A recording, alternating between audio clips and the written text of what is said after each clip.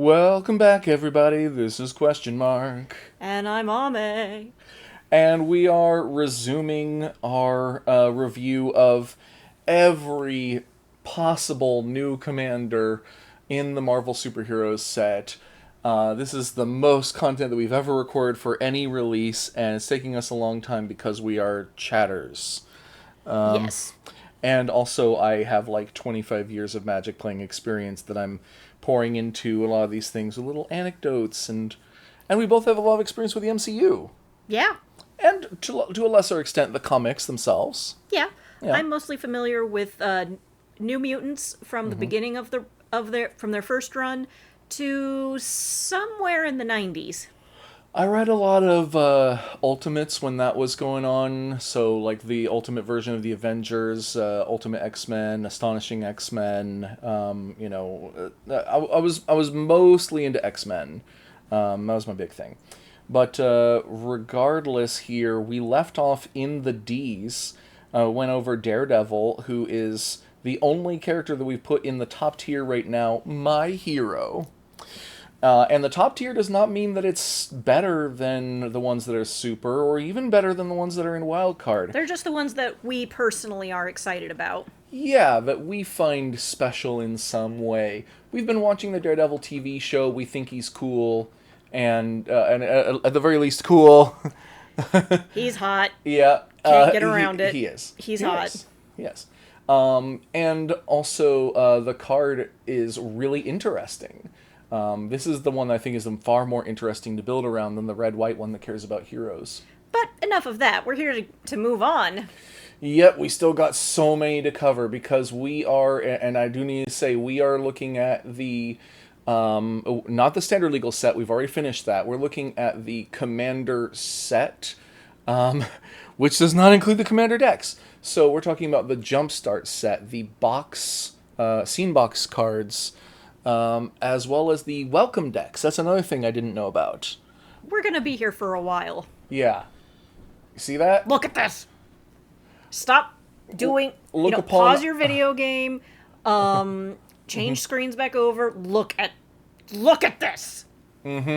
Look, most of the time we're just going to be chilling here, chatting. You can just listen, when we come upon a commander that you're interested in, you can pay more attention or less, whatever. Anyway, We're doing so much for you here. I hope you Darwin. appreciate it. Darwin, Adaptive Mutant. What does he do? for 1 mana and a green, you get a 2/1 mutant hero with Evolve, which means whenever a creature you control enters, if that creature has greater power or toughness than this creature, put a 1/1 counter on this creature. And you can remove 2 1/1 counters from Darwin to gain Indestructible until end of turn. Okay, so this is not commander material. Okay. No. So I think he's going straight into Sidekick, and probably middle of the road for Sidekick, maybe about like here. I mean, a 2-mana 2/1 that grows and can become indestructible for 0 mana, temporarily. And of course, also +1/+1 counters are a big theme that is covered in green. And mutants are just starting to be a thing, from the Teenage Mutant Ninja Turtle set to, of course, now there's some X-Men in here, and there's gonna be a lot more. And let's not forget the Fallout set. Oh yeah, there's some mutants in the Fallout set. And you may not remember this guy, but he has been in one of the X-Men movies. I didn't see First Class all the way through. Yeah, so he is in X-Men First Class, and he is a character who, in theory, adapts to any environment to survive. So he develops powers kind of on the fly, subconsciously. They kind of do him dirty in the movie, not to spoil anything in particular, but, all that said, he's no commander, but he clearly, has a deck that exists that he would fit well into, and he's probably going to be a little better when an actual X-Men set happens. Devil Dinosaur. Which I really want this card. I'm a big dinosaur guy. So, that said, what does he do? For 2 mana and 2 green, you get a 5/5 dinosaur with trample. Other dinosaurs you control get 1/1 and have hexproof. Okay, we're getting a quote from Moon Boy. I keep seeing him with Moon Girl, but in the comics that I'm familiar with, he was hanging out with Moon Boy, who basically looks like, Like a caveman. yeah, specifically the ones from 2001: A Space Odyssey. Oh, okay. And in the book of 2001, the leader of those guys was named Moonwatcher, so I think that's where they got this from. Oh, maybe. I spy with my little eye a possible connection. Yeah, so Moon Boy, Dino There he Rider, is! you'll note is like exactly the same setting here. And then also they have this this art. Um, so with Moon Boy on top of Devil Dinosaur. But yeah, Moon Girl and Devil Dinosaur is a recent reboot in the like 2010s of these characters. Because they wanted to have more appeal to a female audience, and this character is very cool. Honestly, fair. Yeah. But Devil Dinosaur. So part of the deal with Wildcard versus Sidekick is that Wildcard are commanders, but that need a little support. Sidekick is cards that would be better in the 99, and Devil Dinosaur would be better in the 99. I'm going to put him way up here. He'd be darn good in the 99. Yeah, you could run him as a commander in a mono green dinosaur deck, but mono green dinosaurs, you're going to be missing out on a lot of stuff. So I think you... Narrows the field a little too much. Yeah. There's a lot of good dinosaurs that are not green or not entirely green. Whoa. These Jumpstart cards, am I right? Hoo-wee! I think he's from Jumpstart. I was just thinking the other day, I'm going to try to get myself a copy of this guy, but how? You can get really lucky, I guess. So yeah, I think that's pretty fairly rated. But honestly, 4 mana, 5/5 trample, and your other dinosaurs get bigger and have hexproof. That's incredible power, but it's not a great leader. It's a better thing to like surprise, bust out in the middle of a game. Yeah. As we move on to director Nick Fury, what does he do? For blue, red, and a white, you get a 2/4 human spy hero. Hero spells you cast cost 1 less to cast. I had to say cast in that sentence twice and it felt weird. Yeah, and cost. Yeah. Whenever you attack, look at the top 4 cards of your library. You may reveal a hero card from among them and put that card into your hand. Put the rest on the bottom of your library in a random order. Honestly, this guy seems really good. Actually, didn't we already do this guy? Wasn't he in the... Yeah. Oops. Moving on. Okay, so here's the deal. I was not able to get a Scryfall search that excludes characters from the commander decks themselves, like Doctor Doom, King of Latveria, because they're in the same set, the MSC set. There's nothing differentiating them for Scryfall. So I manually went through and made this whole list of all of them that are in Jumpstart or Scene Boxes or Welcome decks and not in the commander decks. But, whoops. So anyway, the next one should actually be Doctor Doom Unrivaled. What does he do? Okay, for real this time. Yeah. 2 mana, 2 black for a 4/4 human sorcerer villain with lifelink. If you tap him, you draw a card and lose 1 life. Then, if your library has no cards in it, you win the game. You win even if you have 0 life or didn't draw a card. Yeah, that's pretty wild, I gotta say. That is one... You'd have to make like a monster mill. And yet people do it. People What would you do call it... that? A logging operation, perhaps? That's not just a mill, that's a whole logging operation. Demonic Consultation is a card that I think should be a game changer in Commander. I don't understand. I don't see a fair way to play this card. So just to get there, that's the modern printing of it. See if you can figure out why. I bet you can. If you can read this to us. Choose a card name, exile the top 6 cards of your library, then reveal cards from the top of your library until you reveal a card with the chosen name. Put that card into your hand and exile other cards revealed this way. Okay, so if you can get a specific card on the bottom of your deck, and then you name that. Easier than that. You can choose a card name that you don't have in your deck at all. Oh, that's brutal. So you can name a card like let's see.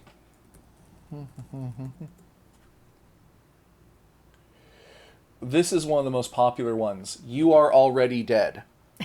Oh my, what more Shindaru? Nani? This gets sliced in half. Yeah, so people will play Demonic Consultation for 1 black, name You Are Already Dead, mill their entire library, and then play something, in this case now, like just activating Doctor Doom and the game's over and you win. Yep. Ta-da! Now you can have the win con in the command zone, and you don't have to play blue. The other one that I see people playing, and this one I don't know as well, because this one costs 2 mana, so it's far less effective, you see. Who would pay 2 mana to win the game when you could pay 1? I'll go ahead and read this one. Instant for 2 in black. Exile the top card of your library. You may put that card into your hand unless it has the same name as another card exiled this way. Repeat this process until you put a card into your hand, or you exile 2 cards with the same name, whichever comes first. So you do have to have a deck where every card has a different name. So that's tough in Commander, a Highlander format where every card has to have a different name, except basic lands. So actually, this does become significantly difficult in a mono black deck where, okay, you can play Swamp, you can play Snow-Covered Swamp. Now you're starting to be in trouble. If you play even 2 Swamps in your deck, then Tainted Pact is likely to not work for you. Because it's basically, you just keep milling yourself until you choose to stop or hit the double and fail. So if you don't have any doubles in your deck, you mill yourself out and you win with Doctor Doom. But I don't know how you do that with 2 Swamps. Regardless... That is some top-tier villainy right there. Yeah, I mean, I'm not going to build this deck because I kind of don't like playing a card that says you win the game, especially one that says you win the game like as a surprise. Not that Doctor Doom wins you the game as a surprise. If he's your commander, people see that coming, but they won't know that you have that they have already lost until you cast Demonic Consultation. Unless they have a counter spell, then the game is over right then. Honestly, I think I would save this guy for bracket 4. Yes, bracket 4 is where this guy belongs. Is he good enough for bracket 5? I doubt it. Being monocolor is going to hold you back a lot. Black is one of the better colors in CEDH, but without access to counter spells and with Tainted Pact not working for you without doing like 2 Swamps in your whole deck, I'm a little skeptical. My understanding is that bracket 5 is... the decks are finely tuned watches, and this is a hammer. Yeah, I mean, they do all try to like win the game in one fell swoop, but they also need to stop other people from winning the game in one fell swoop. And if you're limited to just one color, you're going to have a hard time doing it. Yeah. So, this hammer isn't going to smash the watch, it's just going to get deflected. Yeah. But that said, I think he's super, but I don't know if he's fun. Doesn't seem fun to me, so I'm going to put him at the bottom of super. As we move on to Dr. Jane Foster, the next doctor in our list, and this one literally is a doctor. Oh, look at that. For 3 mana and a white, you get a 2/3 human doctor with vigilance. When Dr. Jane Foster enters, return target creature card with mana value 3 or less from your graveyard to your hand. If you gained life this turn, return that card to the battlefield instead. This is... Sidekick tops. Well, she's pretty okay. Yeah, the problem is that she just has an enters trigger. So, yeah, I think I agree with you. Where's the list? The list is over here. Yeah, she's going to go probably around, like, you know, here or something. For commanders that mostly do their thing once. Now, granted, in colors like white and blue, you can flicker a creature to do it multiple times. However, how good is that when with an ability like this? Return a creature card with mana value 3 or less from graveyard to your. Okay, and if you gain life this turn, okay, what? There's creatures like flickering. Oh no, that's not gonna. Flickerine. Uh, Flickerin? flickering spirit flicker. I'm not thinking of it. There are. Let's see, or is it just flicker something or other? This thing is what I was thinking of. Flicker Oh, that is Wisp. so creepy. I love it. Yeah, that's originally from Lorwyn, I believe, where the elementals from Lorwyn are supposed to be impossible mishmashes of different types of animals. In this case, a manicure and an owl. And a moth. A manicure? All right. But in any case, 3 mana for a 3/1 that when it enters, you exile another permanent, return it to the battlefield under its owner's control at the beginning of the next end step. So when that enters, it can flicker Jane, and then when Jane enters, she can pull something back from the graveyard again, possibly a flicker wisp that you sacrifice to something. The combo doesn't quite come together for me, so there might be an infinite here, but I'm not quite seeing it. And short of... not to mention that you had to have gained some amount of life in order to get it straight back onto the battlefield. There might be an infinite combo here, but more likely she's going to go in the 99 of a deck, that is based around life gain and small creatures and stuff. But also one other thing that people have brought up regarding cards like her. Let's take a look at Ame Pond. So Ame Pond has the ability Doctor's Companion. You can have two commanders if the other is the doctor. The doctor, not a doctor. Exactly. So if your commander is a human doctor like Dr. Jane Foster, they are not the doctor. But then how do you know what commanders count and what don't? And the answer is incarnations of the Doctor have the creature types Time Lord Doctor. So it has to have those 3 words on the type line in order for it to count for the Doctor's Companion ability. Unfortunate, because Dr. Jane Foster and a handful of other doctors would go kind of wild if they could suddenly also have, a companion like Ame Pond or something. But she can't. So too bad. The next doctor on our list, is he literally a doctor? No. Dr. Spectrum. He's on the spectrum? He is the Spectrum. Oh, I didn't know. guess. I guess this is what... What's that one guy's name? Shane Dawson? I don't know. Shane This Black? guy's I don't got, know. super autism. Oh my god, he's Autismo. Oh my god. Well, what does he do? For 3 mana and 2 white, you get a 3/3 human hero with flying. Autism makes you fly. By the way, I feel like I really need to interrupt for a second here and say that We're both on the spectrum, we're on the okay? spectrum, and a lot of the people that we know are like no shade. We are poking ourselves here. So that said, let's continue. When Dr. Spectrum enters, choose your end of the spectrum. Mm-hmm. A 0/4 colorless wall creature token with Defender, putting a 1/1 counter on each other hero you control, or destroying a target enchantment. Okay, so as a commander, this seems kind of bad again. I mean, basically failing the vanilla test. It's kind of hard to say because, like, the vanilla test, you'd want to have a 5/5 for 5. We have a 3/3, but he can also make a wall. So that's like kind of adding 4 more to the average, and that kind of adds up. But a wall with Defender sucks. Flying, is kind of good. And a +1/+1 counter on each other hero you control. That could also offset the failure of the vanilla test, but only if you have a lot of heroes, and you're doing so in mono white.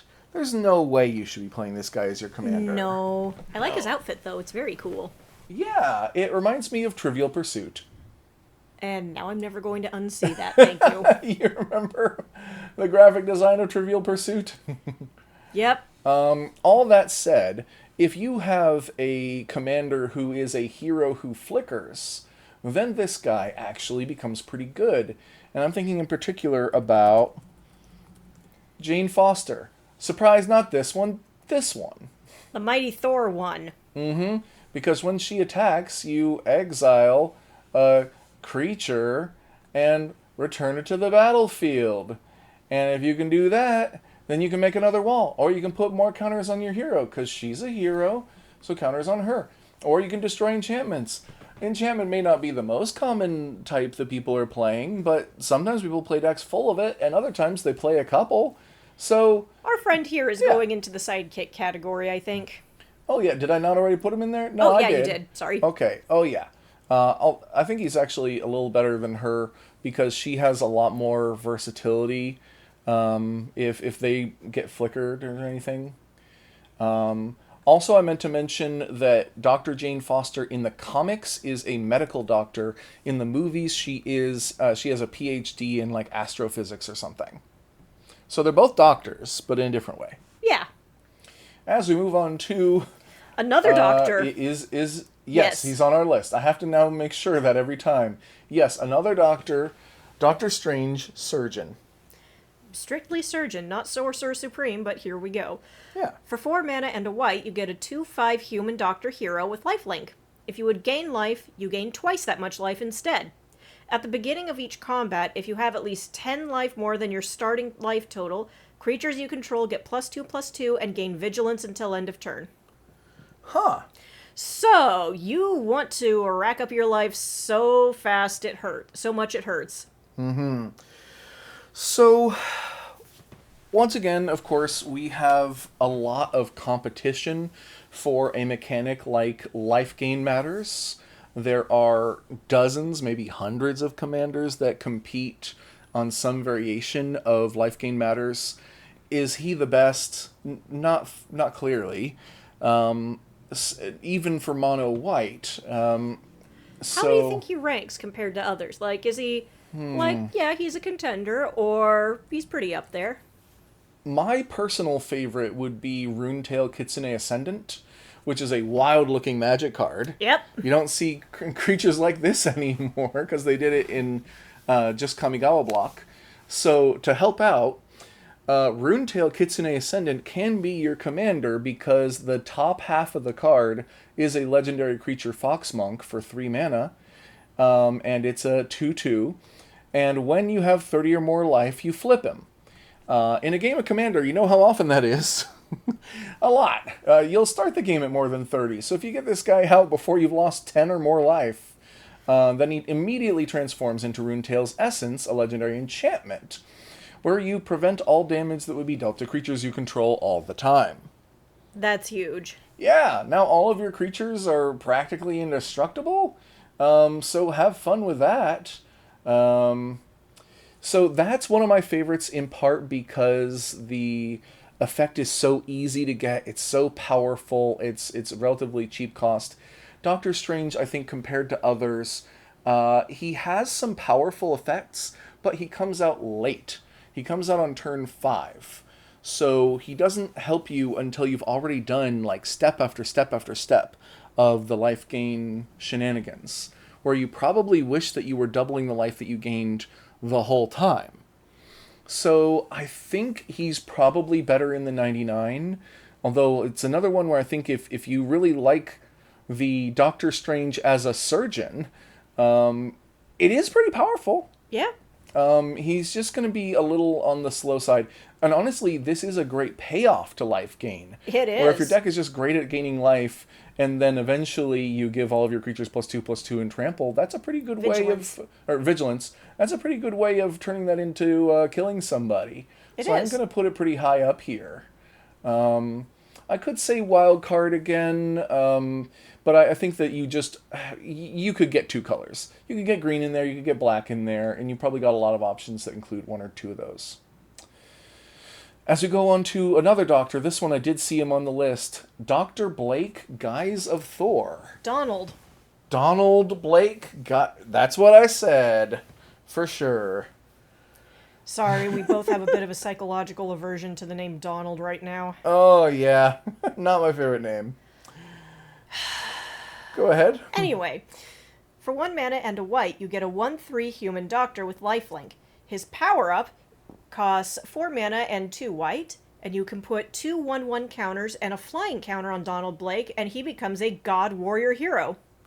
So, are you familiar with this character in the comics?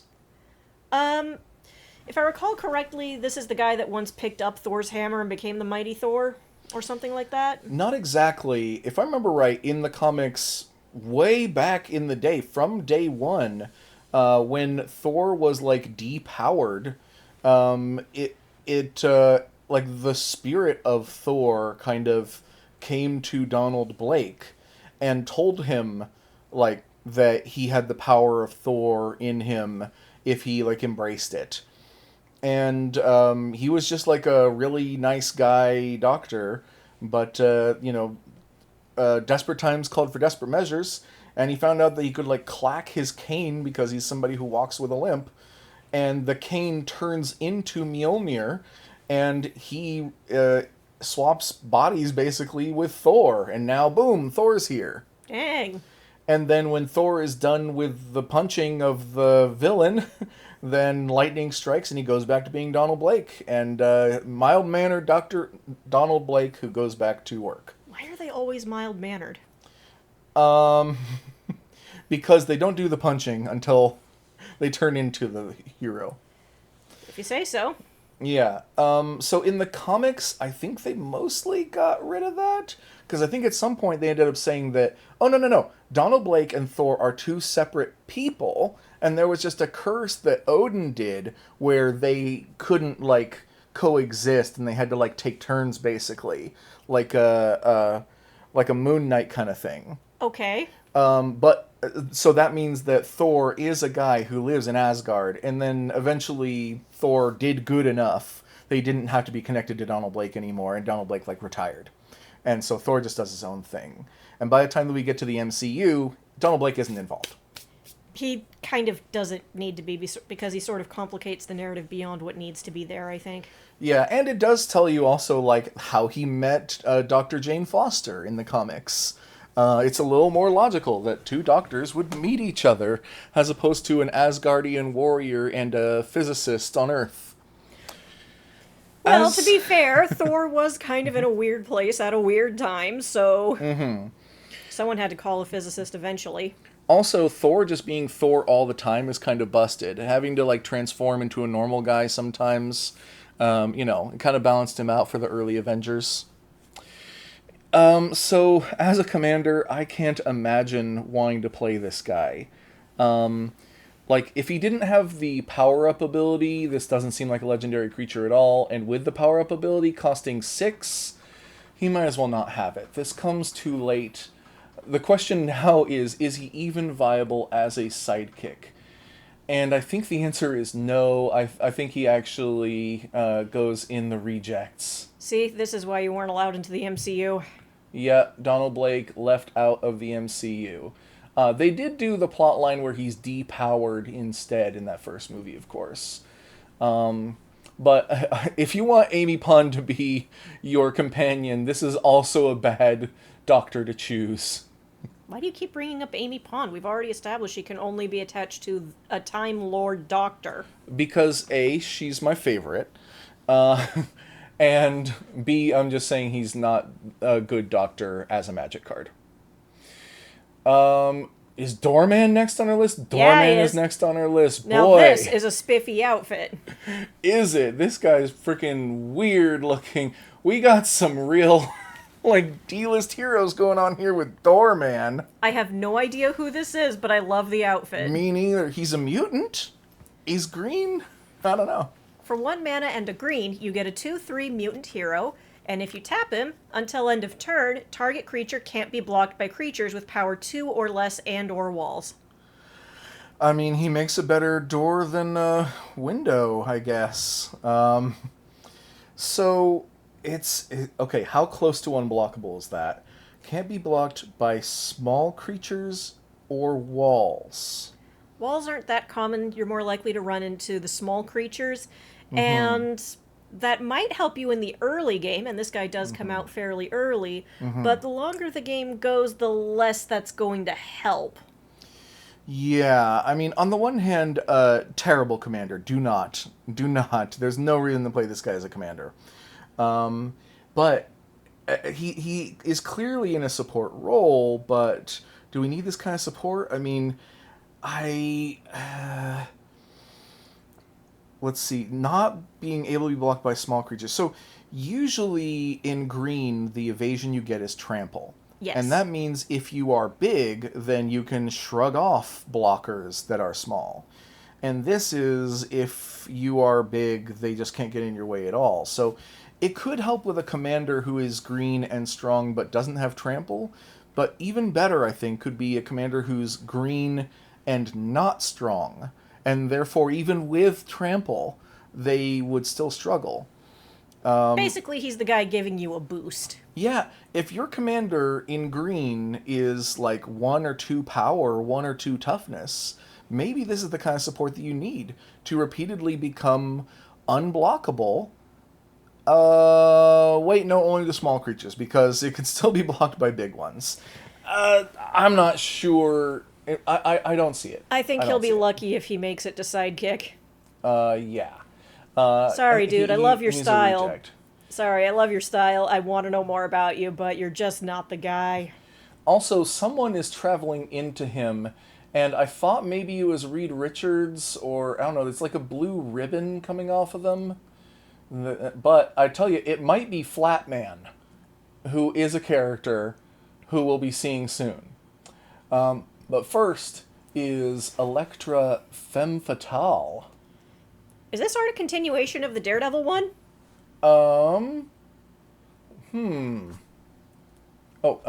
Not there. Let's do it in this tab. Daredevil, specifically the red one. Oh my god, it is. Yeah! Okay. Oh yeah, you can even see the little red thing coming in from his billy club. Okay. Yep. I wonder if they're like related in some way. I wonder. Yeah. Well, what does she do? For 3 mana and a red, you get a 3/2 human assassin hero. When Electra enters, you may have her deal 2 damage to you. When you do, she deals 4 damage to target creature. Okay, so that's pretty bad. Yeah.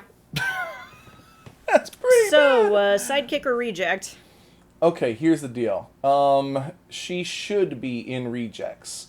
I'm going to put her at the bottom of sidekick. We're rounding up because she's hot, aren't we? No, not in this case. I'm rounding up because clearly who she's meant to be alongside is Daredevil here, and Daredevil cares about a source you control dealing damage to you. That like unlocks a power of his, that he deals damage back to the opponents, and so she kind of goes in a Daredevil deck, but honestly, is she even good enough to make the cut in that deck? I kind of doubt it. You know what? I think she sucks, and not in a good way. Just like her movie. Oh yeah, have you seen the Electra movie? Yeah. Yeah, I saw Daredevil, and then I saw Electra in theaters. It was one of the most underwhelming theater experiences I've ever had. I've been disappointed by movies like Avatar: The Last Airbender, but I've never been more ho-hum than seeing Electra. And is Everett next? No! We reviewed Everett already, I think. Falcon and Redwing, are they next? No! It's Falcon Joaquin Torres. That's who's next on our list. For 2 mana and a white, you get a 2/2 bird human hero with flying and lifelink. His ability is called Battalion. Whenever Falcon and at least 2 other creatures attack, put a 1/1 counter on him and scry 1. A 3 mana 2/2 flying lifelink with that ability. Not bad, not bad. That's thoroughly okay. I think it's interesting that he's a bird human hero, but I think that implies that the bird comes with him. And And yes, when the original Falcon gets upgraded to Captain America, they get a new Falcon to be his sidekick, who can also fly with a wingsuit, and it's Joaquin Torres. This happens in Captain America: Brave New World. Neat. Not a good movie. Oh. No, pretty bad movie, honestly. The guy's okay. Battalion, you do need to have at least 2 other creatures. So you're going to be playing a deck that's probably full of little birds and stuff. Okay, I see this now. Don't be jealous if he likes me better, Sam. Redwing is like my brother now. Sort of. Okay. Well, he's clearly not going to be a reject. Is he a sidekick?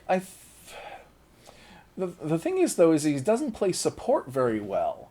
He wants you to he wants to be supported by having 2 other creatures, but he only puts a counter on himself, and scrying 1. That's not a lot. That's not a big benefit for a creature in the 99 to give to you or the original commander. So I'm leaning towards maybe wild card. But not very high on wild card. Yeah, I think I'm going to put him at the bottom of wild card. Because I do not think that he's better as a commander. I think that, if you want to have a go wide strategy, you want to have almost every card in your deck helping you to go wide, not hoping that you already have. So I'll put him in wild card, though, because if he is your commander, you could probably fill a deck with lots of little white birdies and get that to happen a lot, and then the lifelink helps you survive, and a lot of people can't block it, and it becomes pretty strong. He's going to need a lot of support, but Yep. he can help. But that's what the wild card category is for. Yeah. As we have surpassed the initial 60. Yes! Okay, a milestone. And the next one on our list is Fixer. Okay. Hello, Fixer. You look freaky. You look like... Let me guess. Your original artist was Bob Liefeld. I wouldn't be surprised. I wouldn't put it past him. He's very 90s, kind of overwrought. But what is dork he? age of comics, I tell you. I tell you. But what does he do? For 1 mana and a black, you get a 2/1 human artificer villain. You can tap and pay 2 life to draw a card. Activate only if an artifact entered under your control this turn. So one of the things that you want a commander to do is to draw cards. Yeah. You could also want your commander to ramp you, or to provide a finisher. He doesn't do those things really. Another thing you want your commander to do is give you some direction for what kind of themes and mechanics you should include in your deck. And he actually does do that. We want artifacts and lots of them. Mm-hmm. So, is he good? No. No. No. A 2-mana 2/1 first off, so we're failing the vanilla test. I mean, he's an uncommon, so I wouldn't expect a whole lot from him. There's a lot of villain support in this set, but he's not the one. If you want to have a villain commander, you choose a multicolor one. Choose one that includes blue or red or something, as well as black. Oh, interesting. But how good is he in the 99? Sorry, I just noticed the Yeah? the illustrator. I think I recognize that Felipe name. Pagliuso. Do you recognize this name? No. He's been working with Magic for a little while. I'm actually thinking about outside of Magic. Oh, he's worked with Warhammer. Okay. What are you thinking of? Can we Google his name real quick? Because I don't Okay. want to say anything without being certain. Okay, sure. By the way, this guy is going in sidekicks. Just so you know. Obviously. Okay, I mean, he's got an art station. Well, we can check out the art station real quick. Character designer, illustrator. Whoop. So. Okay, yeah, TMNT. No, he's not who I thought he was. Okay, so I'm going to go ahead and close this tab. Sorry about that. Well, Fixer, Techno Terror. Yeah, I think that he's going to be a sidekick. How good a one? Actually, a kind of good one. Yeah. Because if you are already playing a black deck that cares about artifacts, drawing cards repeatedly is a pretty good thing to do. Maybe you have ways of untapping him. Maybe your commander already gains you life. Or artifacts. Yeah, like, I think that he'd be good in the 99 of a Whiplash deck, because I've been brainstorming this guy. I think that he's got some potential as a commander, and he wants you to have equipment, which are artifacts, and when he attacks, you gain some life. Hey, you want to tell them what you named the deck that you're putting him in? Cool Whip. Hey, buddy, you got a cool whip. All right, who's next? Yeah, who is next on our list? It is Flatman. Flatman. Flatman. Flatman. I believe he's on a team. I believe he's at part of the Midwest Avengers with Big Bertha. Oh, he says right on Great what he Lakes is. Avengers. That's what they're called. He literally introduces himself. He's like, so few people know me. Name's Flatman. I'm the deputy leader of the Great Lakes Avengers, and I need answers. I'm Reed Richards in 2D. That's actually not too bad. I mean, Reed Richards has a pretty awesome power, and having that power but flatter isn't the worst thing in the world. No. But what does he do? For 3 mana and a green, you get a 1/10 mutant hero. And his special ability is Origami Fu. For 2 mana and a green, you switch Flatman's power and toughness until end of turn. Honestly, I'm probably going to play this guy. Yeah, This is kind of cool. This is interesting. In fact, as a commander, that's kind of interesting. It is. Mm-hmm. You just bide your time and then you pull the old switcheroo. Yeah. Okay, I need to look at... I'm going to do a Scryfall advanced search here for a second. If the thing will load... Great. We're recording this live. These videos tend to be unedited. Okay, well... This is how you can tell we're not AI, folks. Oh, yeah. So, if you get an instant in green that gives you even 1 more power, then he goes over half for commander damage. Yeah. And if you have an instant that gives him trample, then he could easily trample over a blocker. And if it's an instant, you can choose to wait until after blockers are declared before doing it. Application error? Scryfall, how dare you? Oh boy. Okay, I hope that doesn't give us further trouble while we're trying to record here. Okay, so here's the rub. Is he a good commander? You know what? Actually, I think he's a wild card. And a kind of good one. You say as you put him close to the bottom. Well, okay, maybe not a kind of good one. Look, he doesn't have a lot going for him, but having a big number anywhere on a Magic card, and then the ability to move that number to somewhere else, that's got some potential. Especially, you might need to look up some rules, though, about how switching power and toughness works. The layers come into effect here, depending on what you're doing. Because there are going to be other cards like, maybe I'm not doing an advanced search, okay, Scryfall? Give me a break. What if I'm looking for, Zopandrel? That's a real card name, right? Isn't it? Oh, boy. Okay. If we can't go past Flatman, we might have a problem in a minute here.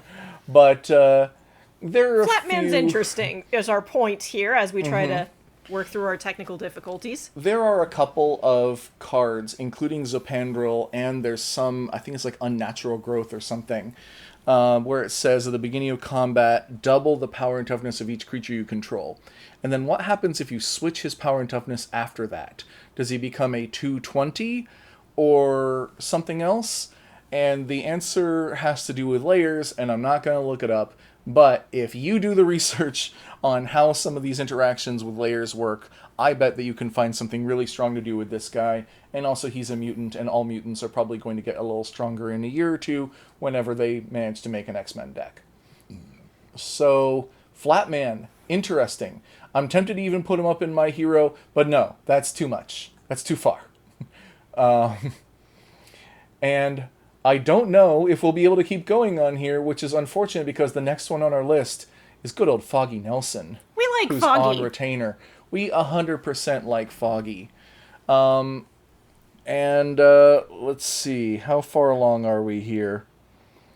We've 45 minutes. only been at it for 45 minutes, and Scryfall is broken when we're trying to record.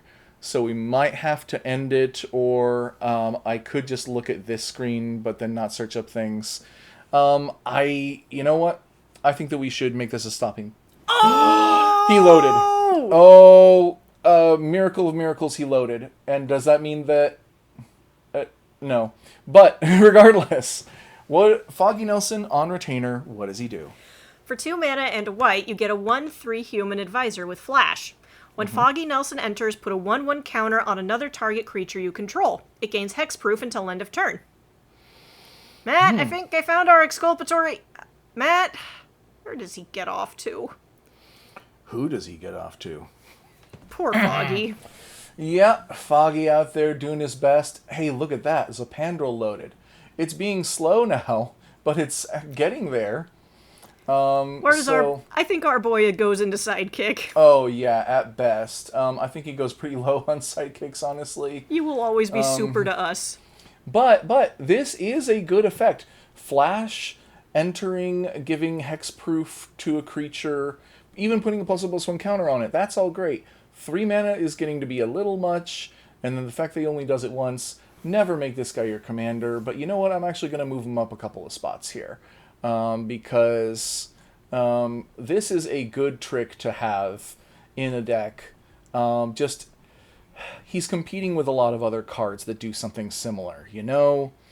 But I do like that he temporarily gives hexproof and he permanently gives +1/+1. So keep it in mind if you've got a Voltron commander, maybe one that cares about +1/+1 counters, maybe one that cares about humans, consider it. And the next one on our list is General Thaddeus Thunderbolt Ross. Thaddeus Thunderbolt Ross. Yep, that is Betty Ross's dad and the main enemy of the Hulk.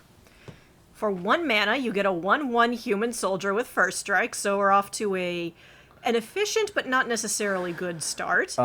And his ability is Battalion. Whenever General Thunderbolt Ross and at least 2 other creatures attack, attacking creatures get +1/+0 until end of turn. Whoo boy. That's a lot of shout for a very little punch. Yeah, I'm going to put him at the bottom of Sidekick. Because we don't like you. We don't like you. So I said before that Battalion is an interesting mechanic. It tells you go wide, and this is the payoff for having gone wide.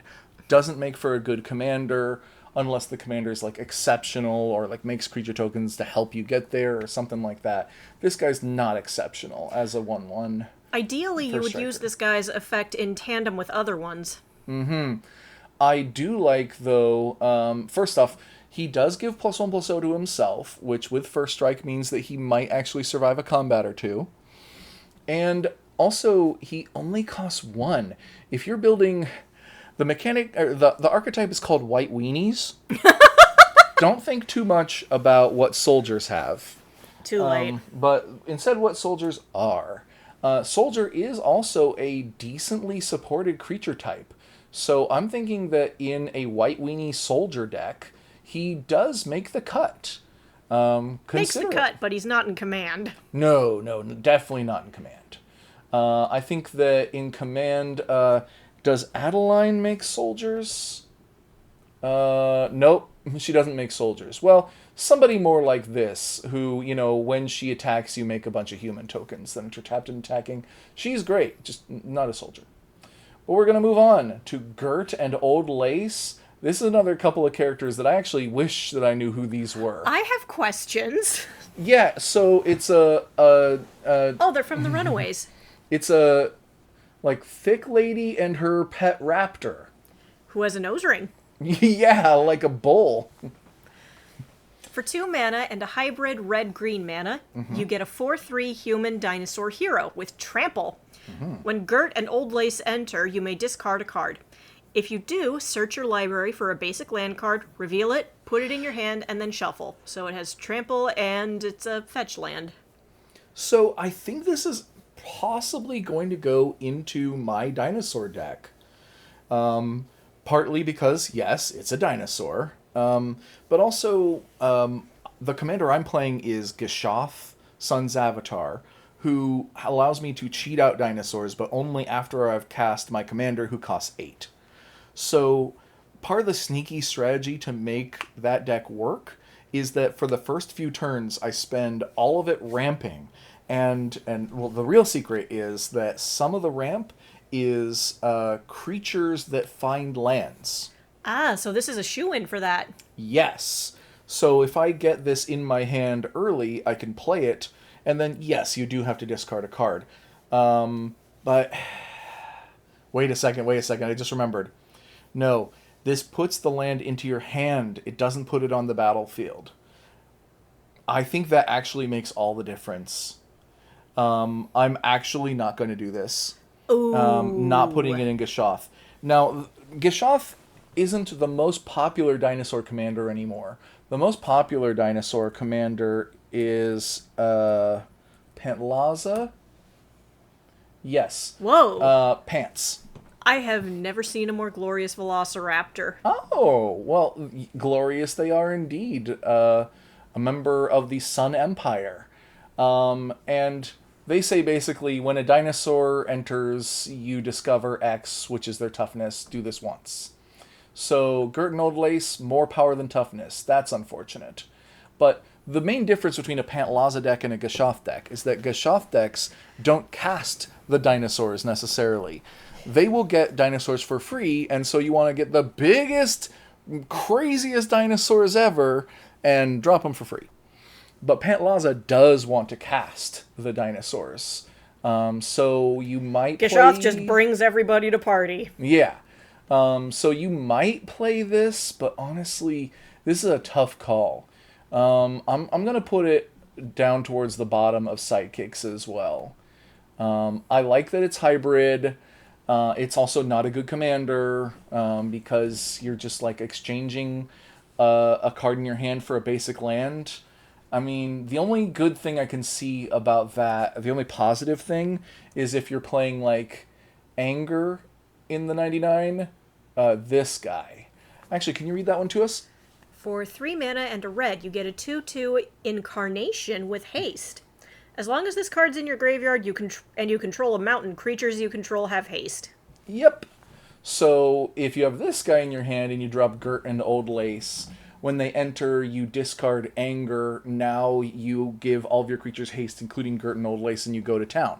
I gotta ask, which one's Gert and which one's Old Lace? You know, I'm not 100%. I'm going to say think maybe the dinosaur is Gert, but I don't know. I actually think it's the other way around, but Old Lace is such a weird name for a velociraptor. Yeah. Also, there are other incarnations, but the other one that people would play in a deck like this, Brawn, gives you Trample, and Gert and Old Lace already have Trample. So it's really just Anger, which is not enough of a reason to build a commander. And the next one on our list is Giant Man? Giant Man. Oh my god. Sorry. Giant Man. I'm sorry. Gargantuan that genius. For 3 mana and 2 green, you get a 6/6 human scientist hero with Reach. At the beginning of your first main phase, add green for each creature you control with power 4 or greater. Oh my. We like them big and we like them stompy. This is a very go tall deck. Oh my. Okay. So 5 mana 6/6 passes the vanilla test with flying colors. Reach is an okay ability. Keep in mind, it is purely a defensive ability. Reach is strictly worse than flying because it's only flying when you're blocking. But it is still better than nothing. And you add green for each creature you control with power 4 or greater. Okay, this is competing probably with Gore Tusk is a commander that I've seen for years around this kind of theme. That's not Gore-Tusk. Gore-Claw? Am I confusing it with Gore-Claw? Yes, I am. Gore-Claw, Terror of Calcisma. Maybe you could read this one to us? For 3 mana and a green, you get a 4/3 bear.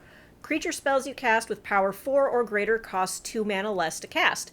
Whenever Goreclaw, Terror of Calcisma attacks, each creature you control with power 4 or greater gets +1/+1 and gains trample until end of turn. So I think that this is generally better because it makes your big creatures cheaper kind of passively. But this does allow you to snowball in that once you get like 2 or 3 out, then they start making enough mana that you are able to pay for more. But I also like that Goreclaw comes out a turn earlier. I like that Goreclaw gives +1/+1 and trample to all of your already fairly large creatures until end of turn. Trample is a very common ability among green, of course, but it allows you to play a lot of green creatures that don't have trample in your beastie deck, and now you give them the thing they always wanted. So Goreclaw, I think, is a little better at what Giant Man is doing, but you can spend that green mana on other things, and he is bigger.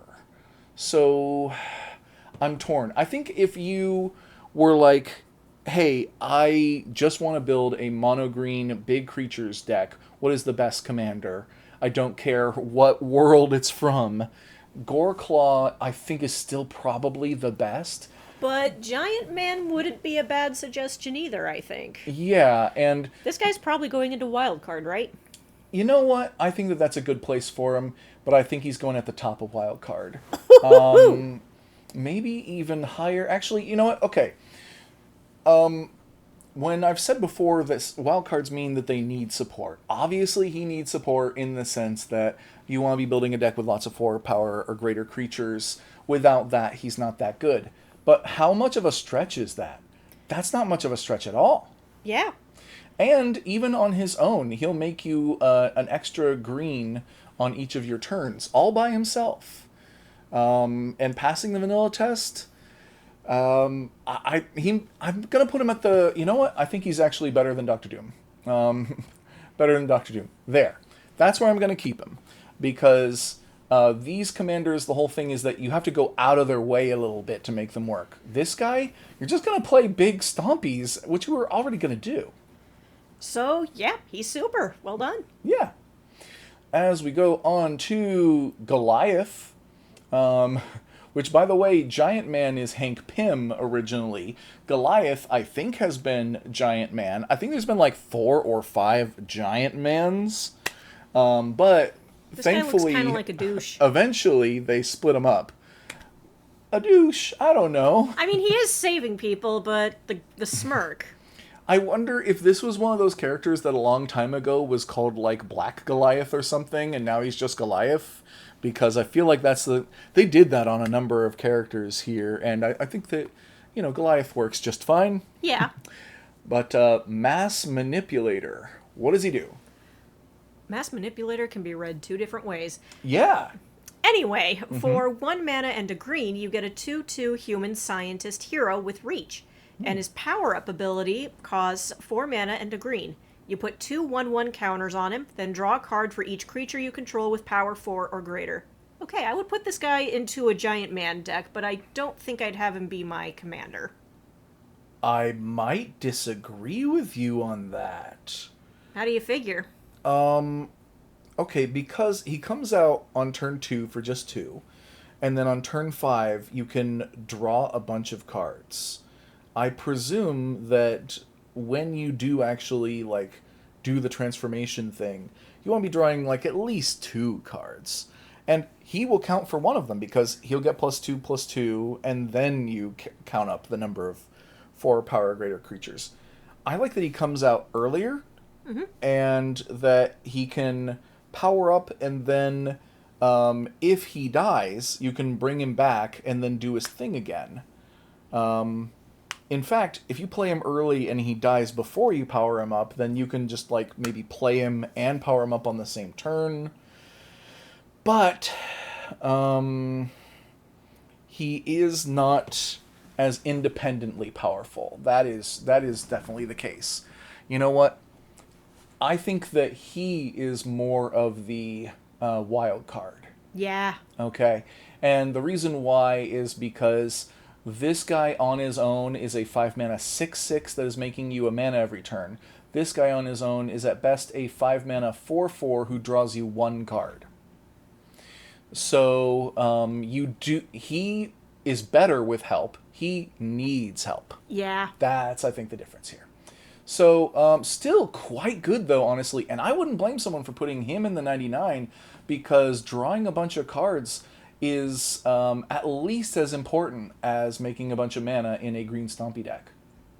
I may have misjudged his character. I apologize. Yeah, we don't actually know this guy. We don't know him. But next on our list is Graviton Fundamental Force, which I believe that is literally one of the particles in the standard model of physics, is the graviton. This guy wants to fight Magneto so bad. Oh wait, no it's not. It's a theoretical particle in the standard model that we know doesn't exist anymore because we haven't found a particle that imparts gravity onto mass. Anyway. For 2 mana and a blue, you get a 3/3 human villain. Whenever you draw your second card each turn, you choose one. Either target creature gains flying until end of turn, or you tap target creature. And of course, he tops it off with a bad pun. I don't think you understand the gravity.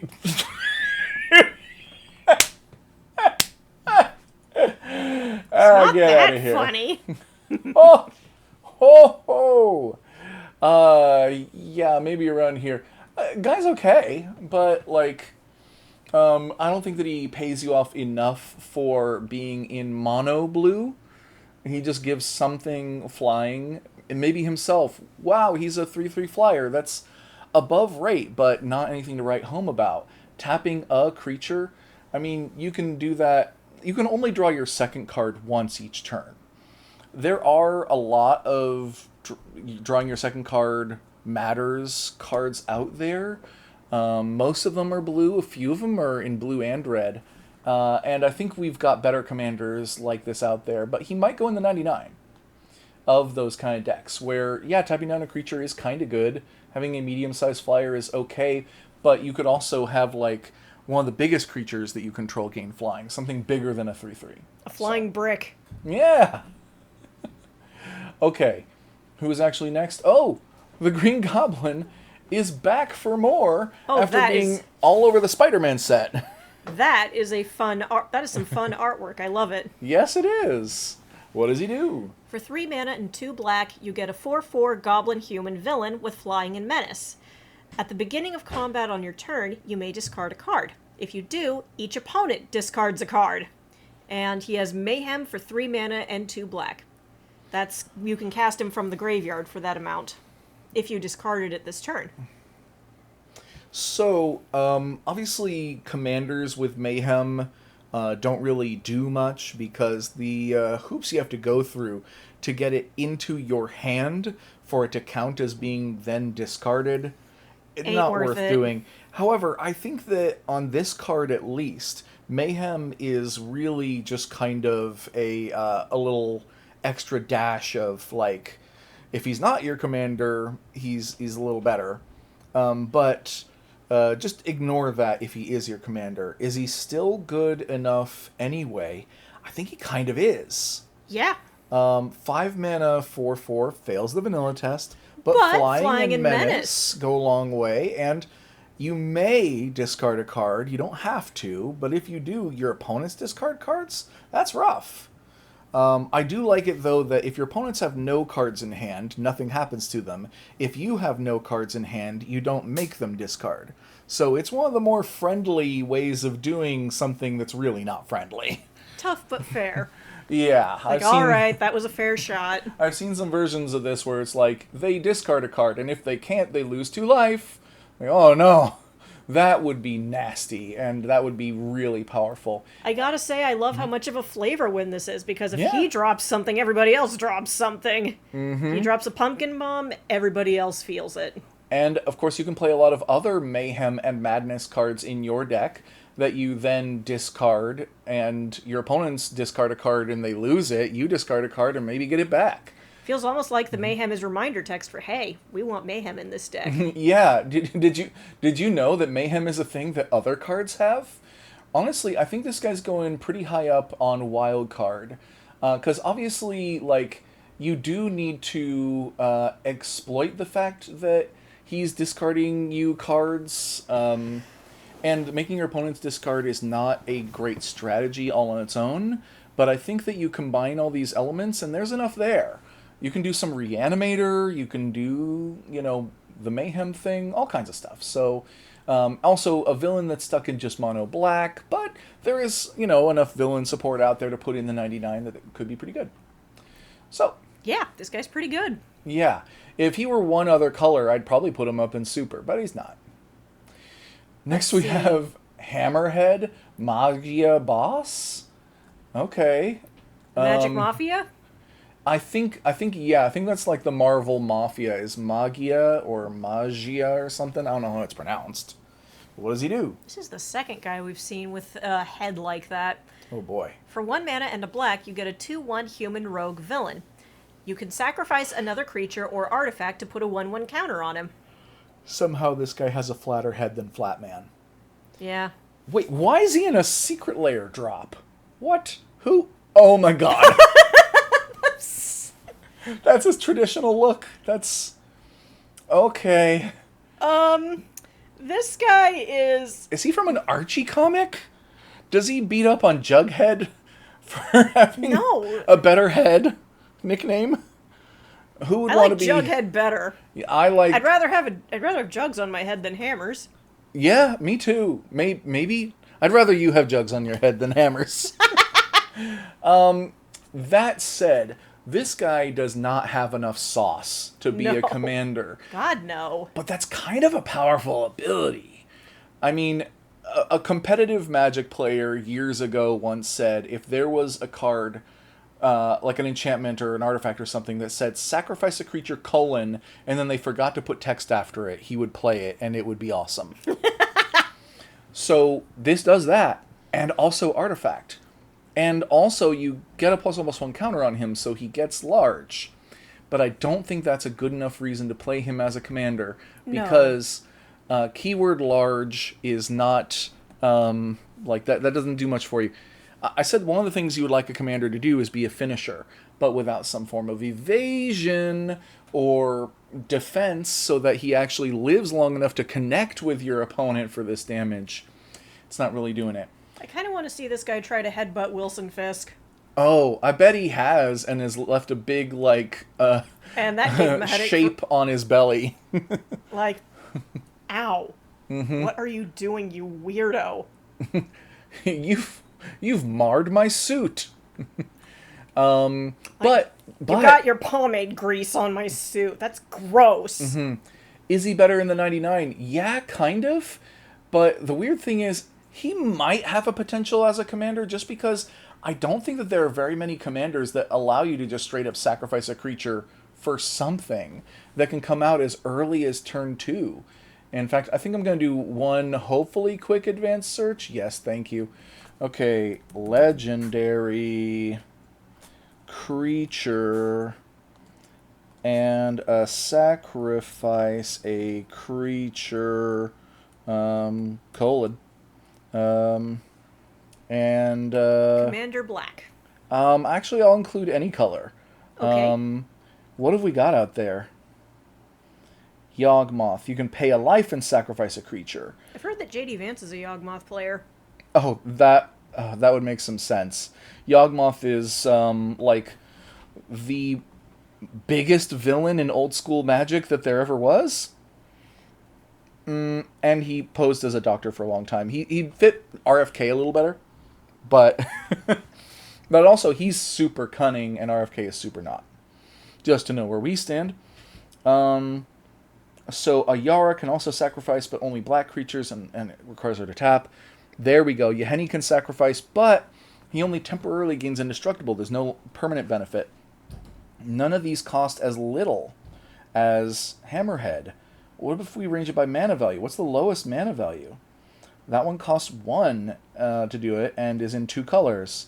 This one costs 1 to do it. This one costs 1 to do it. This one costs 1 to do it. There we go. Zahur. You get to surveil. So there is competition, for this slot, but I'm just saying, I think that I can't underestimate him. I think I need to put him at like the bottom of wild card or something. Okay. Because as stupid as this guy looks, and as lame as like the lack of text around him is, and that ability is not that powerful, I mean, just being able to sacrifice creatures at instant speed actually is kind of good, and there's nobody who does it for cheaper. So, as far as I can tell. Happy Hogan. He's got to be on the... Yes, Yeah, he is. Happy Hogan, Bodyguard. You may remember him from Iron Man, most of them. I actually remember him more from... Spider-Man. Yeah. Most of them. Yep. I like that they showed a guy with the CPAP machine. You don't see that too often in movies anywhere. He does have one in like Far From Home or something.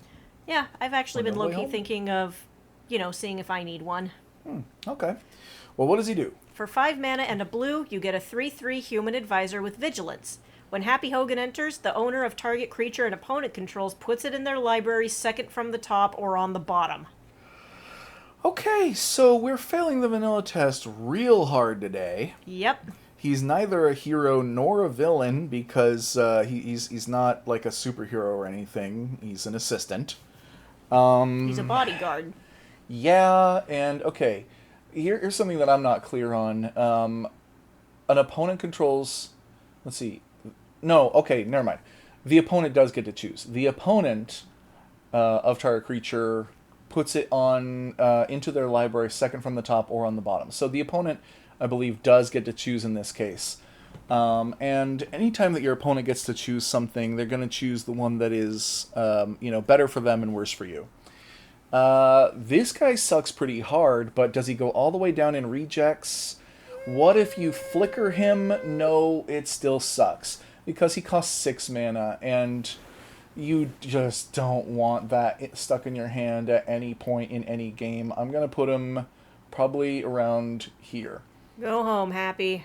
I'd like to. Also, fun fact, Happy Hogan played by John Favreau, who is the director of Iron Man. Oh.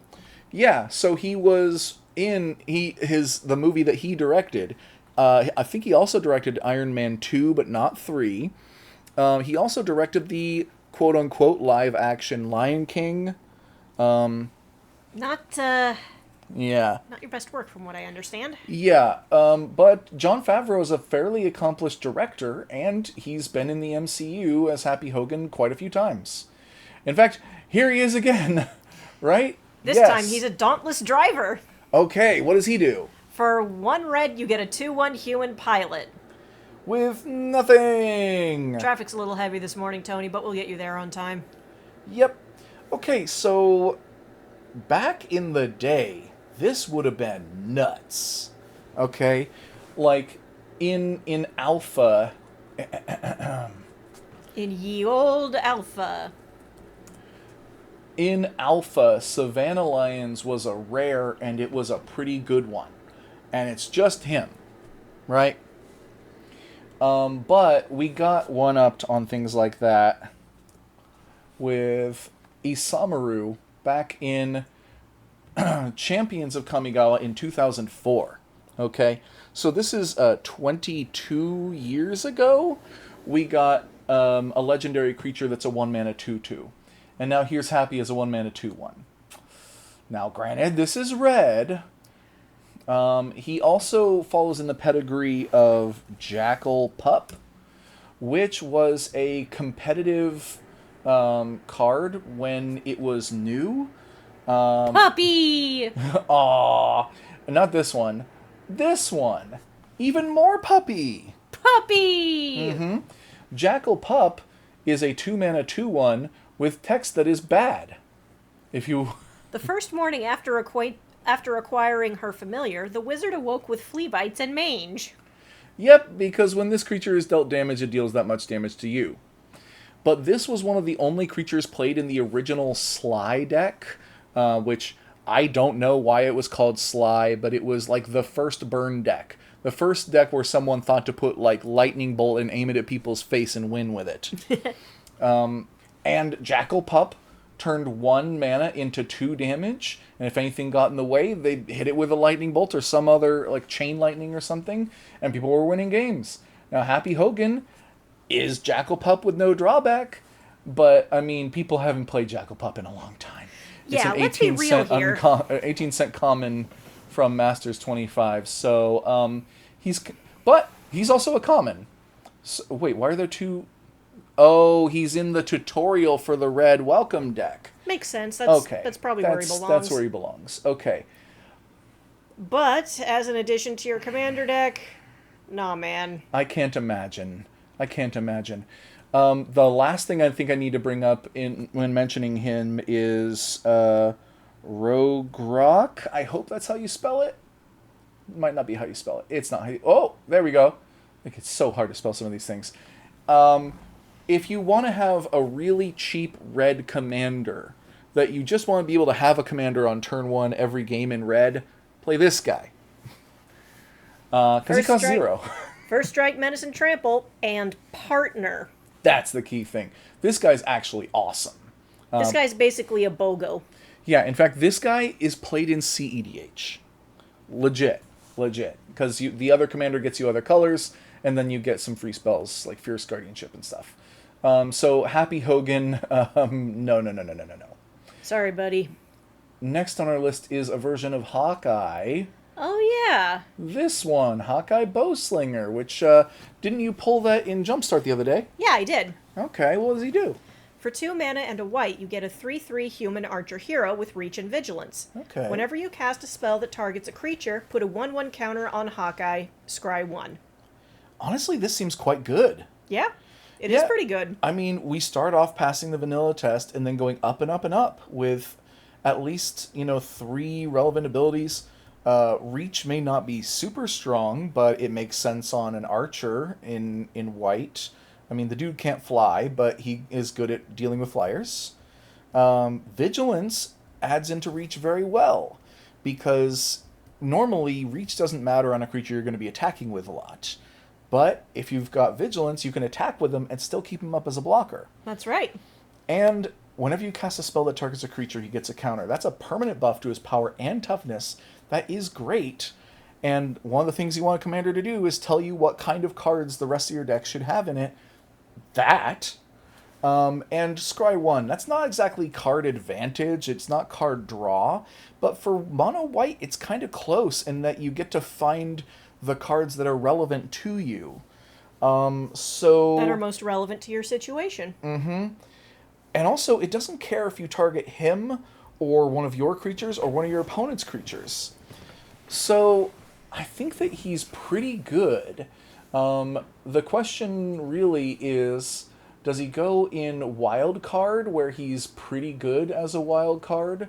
Or does he go in sidekicks, because if he's in a red and white deck, he goes nuts, because then, or red, or white and black, because then he gets to like kill things and get you benefits.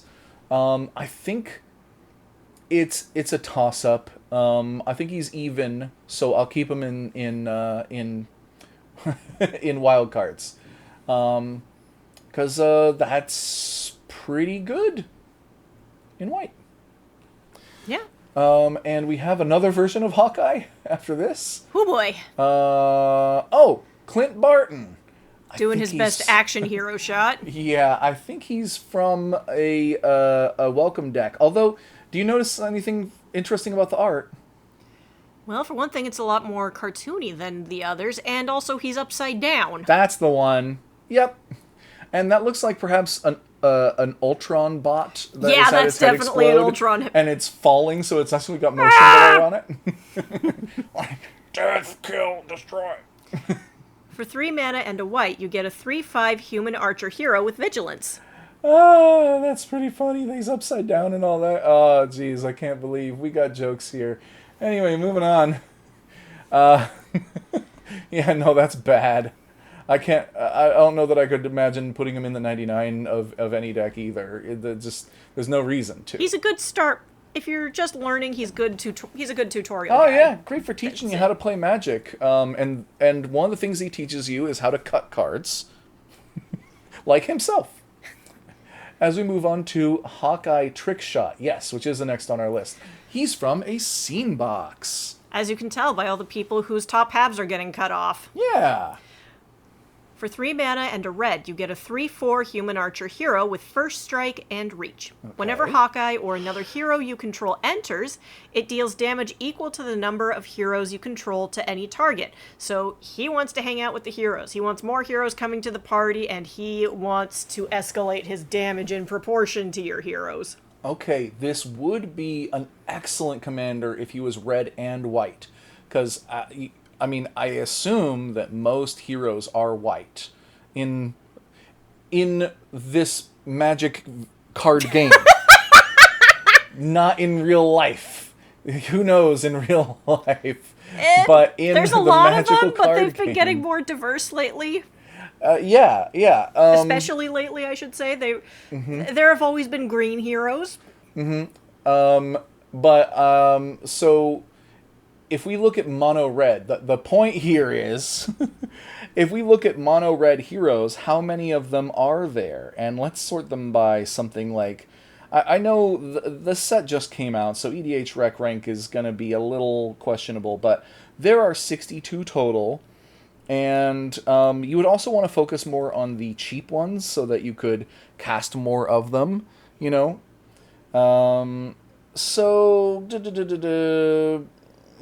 Okay, there's probably enough, you know? There's the other Hawkeye and stuff like that. Still, I wonder, I'm trying to figure out, is he strong or is he better in the 99 as a sidekick? You know, he could go in either of these three spots. I'm leaning towards, though, probably not strong. I'm thinking wild card. Yeah, that's probably the way to go as well. It would be a little weird if you played Hawkeye as a mono-red hero deck. But if he's your commander, that's the only way to go. And the number of heroes you control. I guess the real question is how many mono red heroes are there? I know we've seen a fair amount. That's what this search is. Ah. Sorry. Okay, you may not have been paying 100% attention while I was forming this. There are 62 heroes you can play in mono red. My thought process may have gone on a side quest. Okay. Also, one of the ways that you can make a commander like this good is if you can break the 1-to-1 ratio of card to trigger, right? So you play one hero, you get one trigger off of him. No. We gotta do that more. And how do you do that? Making creature tokens, having them enter the battlefield, return to your hand, re-enter again, maybe die and come back or something. But also Panharmonicon. Could you read that for the class? If an artifact or creature entering the battlefield causes a triggered ability of a permanent you control to trigger, that ability triggers an additional time. Yes. I had to say trigger 3 times in that sentence. I'm sorry, does that trigger you? Yes. So put that in the Hawkeye deck. And anything else that'll do this more. You could put a Changeling in there. Changelings are heroes. Ah. You can put Job Select cards. Did you know about Job Select cards? Yes. You did. But the audience, did they know about Job Select? They only became a thing in Final Fantasy. Yeah, that's the only set they're in. And there's a few, like, are any of these good? Maybe this one is, I don't know. The main thing is that when this equipment enters, you create a hero. So that's a thing that's not a creature, but still makes a hero and gets a trigger off a Hawkeye. So, yeah, maybe you can make it work, but I think he needs a lot of support. And the next guy on our list, oh my god. Okay, I've been wanting to talk about this guy for a while. Hitmonkey. Is this your first time seeing Hitmonkey? Possibly my second. Okay. Could you read him for us? For 3 mana and a green, you get a 3/3 monkey assassin that can't be countered. He has reach, vigilance, death touch, hexproof, and haste. And the flavor text as well? He's a hitman who's a monkey. You don't believe me? Look around you, dude. He's real. And he's hanging from this wire while going for a katana and a garrote at the same time. Like, dude, pick a lane. Are we doing the sneaky one or are we doing the messy one? And he's got gloves on his hands, but not on his feet? You fool. Yes, I know that they normally keep fingerprints, but for you, we'll keep toe prints. Okay, so this guy reminds me of a little commander named... Wilson, Refined Grizzly, who is 2 mana for a 2/2 that can't be countered, has Vigilance, Reach, Trample, Ward, and choose a background. You may notice Vigilance, Reach... Ward instead of Hexproof. He doesn't have Trample, is the crazy thing. But he does have Haste and Death Touch. And he costs he costs twice as much mana for... twice as much mana for 1.5 times as much power and toughness. So, is he quite as efficient as Wilson? Maybe not. Also, Wilson, with choosing a background, you can get backgrounds of any color, so he can be in a 2-color deck, and that background will give him something else. Hitmonkey is always going to be mono green. So I do think that Wilson is better, despite Death Touch and Hexproof being better than Ward and nothing. Trade-off on the trample thing, but still, this is a crazy combination of things on a mono green card. Yep. So, Voltron is another archetype. We haven't mentioned it today Yes, much. we did. We did? Okay. Voltron... Back in Foggy. Oh, okay. So, Voltron in this case, this guy has everything that he needs, except that he's a 3/3. You need to get him up to, 21 power. Yeet the monkey. If you can get him up to 21 power, then he's great. And the question is just how to do that. You can put equipment on him. You can put auras on him. You know what's a good aura to put on him? Rancor. I know a lot of people pronounce it Rancor, like the monster from Star Wars. Rancor? But I think it's Rancor. I think it might be, but I'd have to look it up. Oh, okay. You know what? Pronounce... okay, and I'm saying it's pronounced Rancor. Let's see. Yep. Rancor. Yes! Haha! It's like I know English or something. If you're gonna only know one language, know it well, huh? Okay, this one is the classic, best green aura. It only costs 1, gives +2/+0, which is great. And Trample, which he doesn't have. And if this dies, you put it back in your hand and you do it again. Yeah. So, solves the main problem of auras. So you 100% play Rancor in a Hitmonkey deck.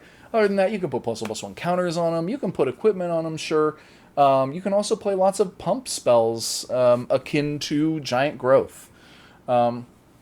Because he doesn't need to be permanently a 21 power or permanently a 7 power that you hit with 3 times or something. He just needs to be that power when it matters. So, is he going into Super or Wild Card? He's got to go in Wild Card because he's not going to win any games on his own because he's a 3/3. He has all the keywords in the world, but you need to make him bigger. Is that hard? Not particularly. So, yeah, just decide on your own style of way of making him big. Whew. Okay. We haven't found any more truly My Hero cards today, and that's in part because we're including a lot of commons and uncommons and stuff. Yeah. And that it's a really big list, but we've made some more progress, and I think now is a good stopping point for today. Next time, a whole bunch of Hulks. Oh my god, yeah. Hulk, Hulk, Hulk, Hulk, Hulk. Look forward to that, and we'll catch you in the next one, everybody. Bye bye!